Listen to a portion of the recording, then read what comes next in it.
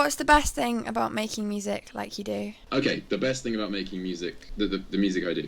Yeah. Okay, well, I'd say, I suppose that one of my favourite things is that I control every aspect of it, which is kind of a sort of crazy thing in a sense. But because everything, for instance, on the EP was me, like all the instruments and everything, and apart from like I sort of got my friend to record some vocals on one of the songs, but yeah, there's and that's kind of I have a kind of sneaky sense of self-satisfaction in some ways when I listen to it, and I think, but I don't know. It's kind of it's weird, I suppose, because like I'm also kind of incredibly critical about my own stuff, and I kind of, as soon as I've done anything, I kind of love it at the same time as hating it and want to move on and do something completely different, and sort of feel that I could have done a lot better with other things and kind of wish I could change it.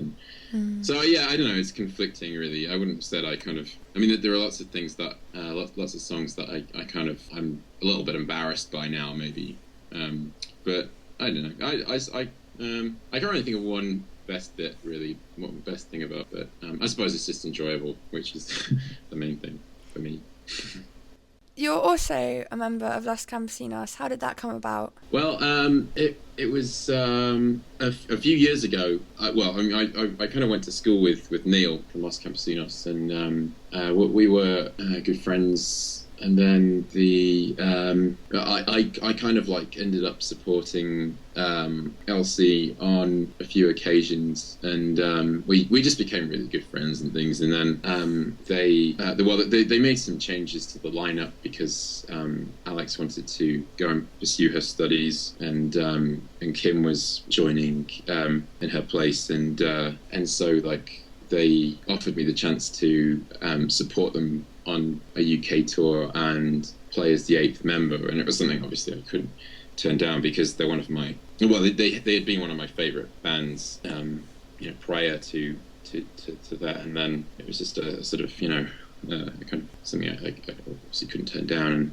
and so it's just kind of gone from there really. And yeah, it's been absolutely wonderful, like the best time I've ever had. And yeah, I just we just came back from a US tour, which was just amazing. So yeah, it's really wonderful, and they're really wonderful people. So, I'm very lucky to have been asked to join. Very privileged.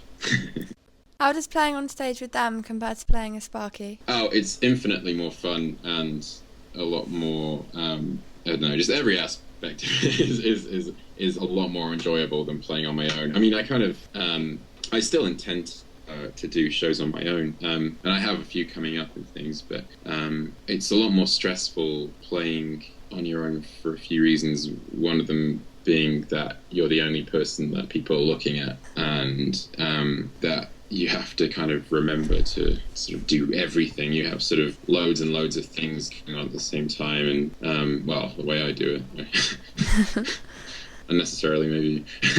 And yeah, it's sort of it can be like an awful lot of fun, but it can also be like awfully depressing if you kind of play a show on your own and it doesn't really go down very well, and you kind of you sort of drive back or get the train back and you're all depressed and sort of going, oh god, I'm never gonna do this again.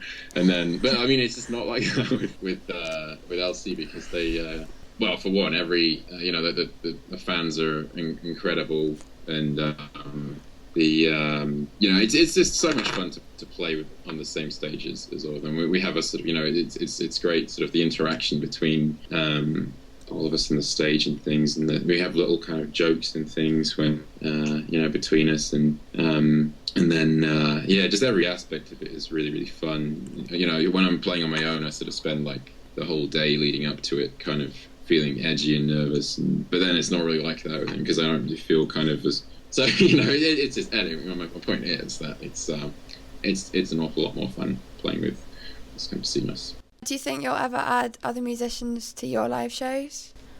Yeah, I think I'd really like to play with a drummer at least at some point. And I think, I mean, for a while I kind of felt like it was a sort of challenge to play just on my own. But yeah, no. I think it would sound a lot better if I had a drum. But yeah, we'll see. It's kind of difficult to schedule, to sort of kind of include other musicians sometimes if you don't have time to practice adequately and things like that. But hopefully at some point, yeah, I'll work with a drummer live at least.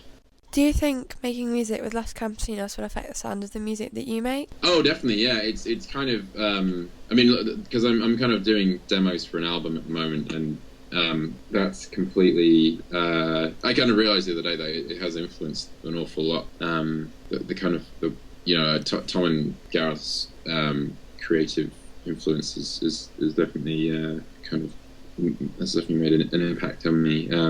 And apart from that, I suppose just things like I have to play some keyboard and a little bit of percussion and drums and things, and that's something I'm really kind of enjoying, and so I'm writing some of the new songs on piano, for instance, and things like that. So yeah, there has been a sort of palpable influence from playing with Elsie, definitely. What advice would you give to someone who was looking to have a career by making music? Well, I don't know. A career. Don't play music on your own under the name Sparky. No, yeah, it's a good start. But like I don't know. It's probably the best advice is don't try and make a career out of it. Enjoy it first and foremost. And if good things happen, as they do to many bands, then that's an incredible bonus. And that's really good, but yeah, I think it's always dangerous when people start off with the aim of sort of becoming wealthy from music or something, because that's when there's no real kind of substance or soul. And I think it should be because you want to have fun with friends, or you want to write songs and record them, and you have a passion for it. And I think that's the most important thing. Finally, what are your hopes for the future of Sparky Deathcap? Well, having given my last answer, I guess like becoming the biggest star in the world. No, I'm just kidding. Well, my first goal is to record my album this year, hopefully, and put that together. And that would be a step in the right direction. And I have another idea for an album and a book of illustrations, which is based on a rock opera that I kind of did with my overhead projector. And that's going to be ready in time for Valentine's Day next year, because it's set on Valentine's Day. And yeah, I don't think I have too many long-term goals in that sense. Yeah, we'll see what happens. I guess just if I can keep kind of making music that I enjoy and I'm sort of vaguely proud of, then that would be a good start, I reckon. Thank you very much for your time. I have really enjoyed talking to you, and maybe when you're world famous, I shall interview you again. Well, you'll have to go through my agent, probably, because I'll be pretty busy by then. Of course. But yeah, no, of course. My first interview after winning a, what is it, Grammy, or that's what they win, isn't it? I think so. Okay, yeah. Cool, you can have that one. Oh, thank you. Bye. Take care, see you soon.